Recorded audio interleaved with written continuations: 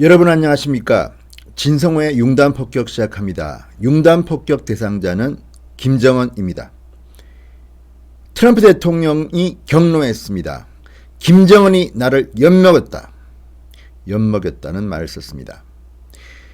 북한이 미사일 도발한 직후 청와대는 애서 미사일이 아니라 발사체라고 축소시키려 했지만 전 세계 외신들은 미사일이라고 보도하고 있습니다. 그리고 볼튼 보좌관이 백악관에서 트럼프 대통령에게 이 사실을 보고했을 때 트럼프는 격려했다고 합니다. 트럼프는 바로 트윗에 거의 분노를 글로 쓰려고 했지만 참모들이 말렸다고 합니다. 자, 이 상황은 미국 언론 매체들이 보도하고 있는데요.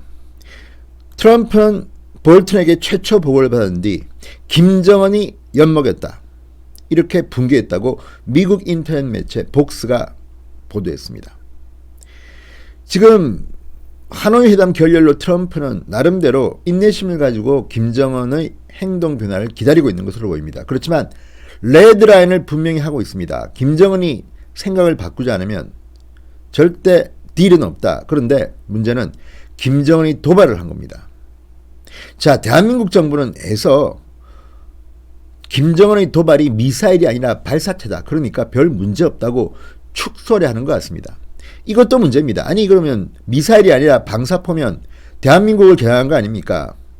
그러면 대한민국이 불바다도 좋다는 겁니까?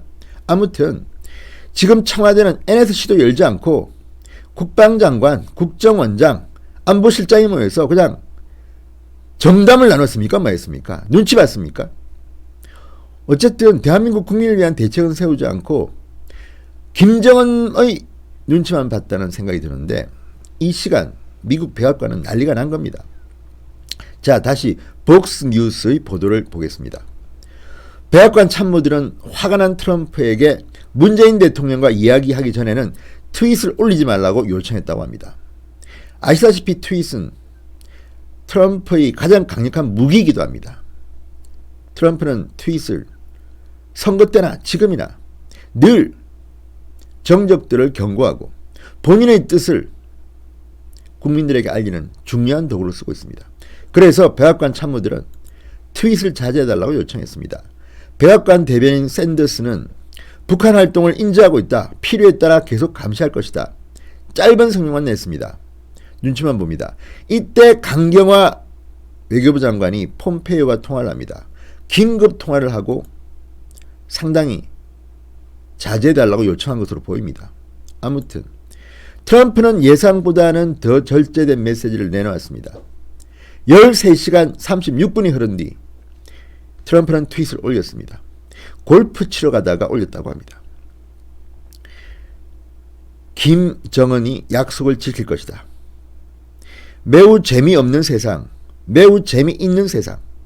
자, 트럼프는 이렇게 트윗을 올렸습니다. 매우 재미있는 세상에서는 무슨 일이든 가능하다. 그러면서 김정은은 내가 그와 함께 한다는 것을 알고 나와의 약속을 깨고 싶어 하지 않는다. 합의는 이루어질 것이다. 은근히 압박하는 메시지를 던졌습니다.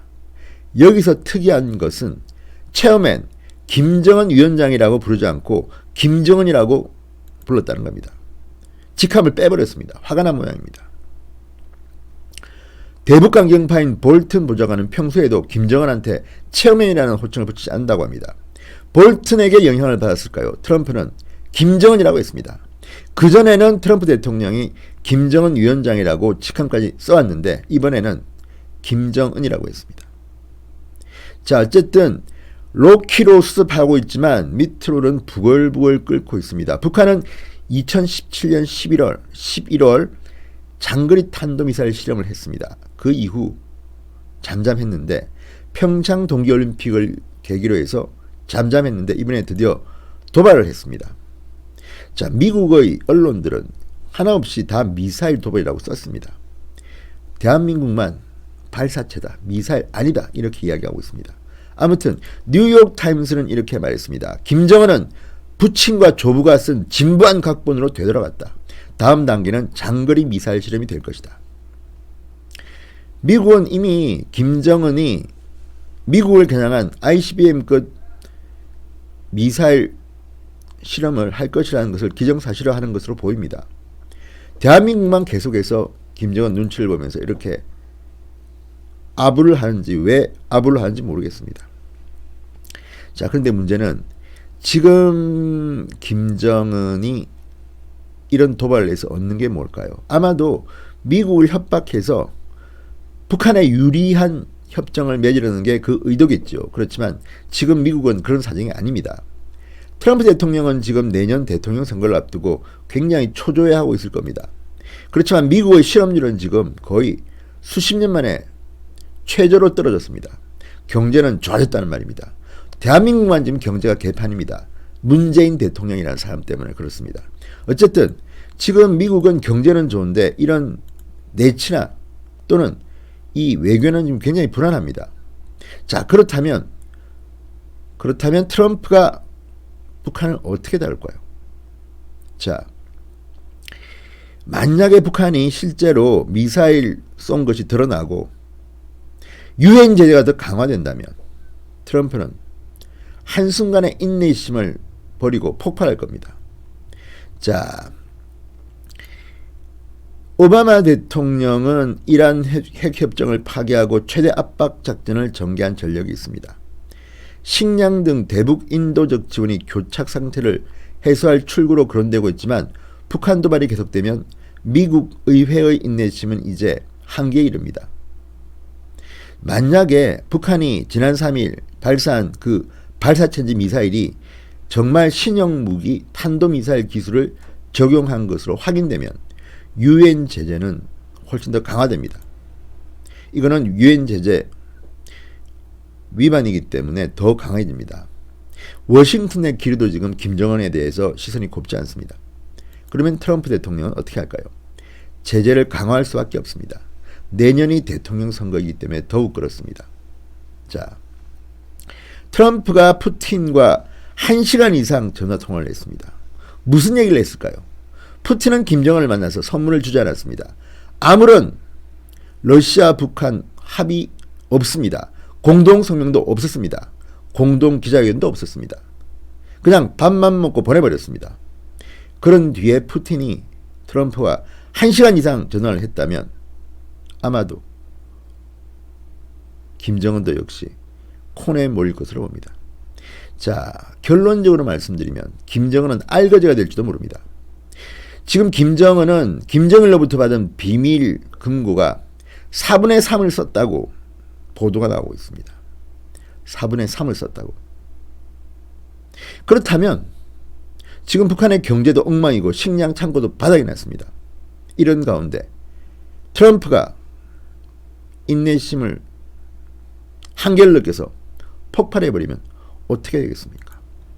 제가 볼 때는 김정은은 알거지가 될 겁니다. 그리고 내부적으로 정변, 쿠데타, 군부가 일어날 수 있습니다. 왜? 먹고 살 수가 없으니까. 지금 김정은이가 어떤 생각을 하는지는 모르겠지만 지금 김정은은 최악으로 가고 있습니다. 그 중간에 낀 문재인 대통령이 문제입니다. 자, 이번 미사일 도발을 보면 지금 문재인 대통령은 외통수에 걸린 것 같습니다. 그리고 트럼프도 더 이상 참고 있을 것 같지는 않습니다. 지금 미국 정부는 외교적으로 상당히 해결해야 될 것이 많습니다. 한국, 북한 문제만 있는 것은 아닙니다. 자, 그렇다면 트럼프는 어떤 선택을 할까요? 미사일 실험 재개라는 제목을 달고 미국 언론들이 기사를 쏟아부었습니다. 트럼프의 체면이 구겨진 것은 사실입니다. 그렇지만 트럼프는 참았습니다. 그리고 골프장으로 가다가 트위터를 날리면서 압박을 했습니다만 이것으로 끝날 것 같지는 않습니다. 적어도 다혈제인 트럼프가 김정은이 나를 엿먹였다고 흥분했을 만큼 지금 상황은 굉장히 복잡하고 치명적으로 흐르고 있습니다. 자, 김정은 위원장이라는 말도 이제 쓰지 않는 트럼프가 어떤 선택을 할지 참 궁금합니다. 지금 트럼프 정부는 이란, 베네수엘라 문제도 있습니다. 북한 문제만 있는 건 아닙니다. 그런데 이렇게 힘든 외교적 이슈에 동시다발적으로 직면하면서 내년 대통령 선거를 어떻게 치를 것인지 궁금합니다. 어쨌든 분명한 것은 트럼프가 폭발하면 김정은은 알거지가 될 겁니다. 그리고 김정은의 올해 운수는 별로 좋아 보이지 않습니다. 진성호의 융단 폭격이었습니다. 여러분 대단히 감사합니다.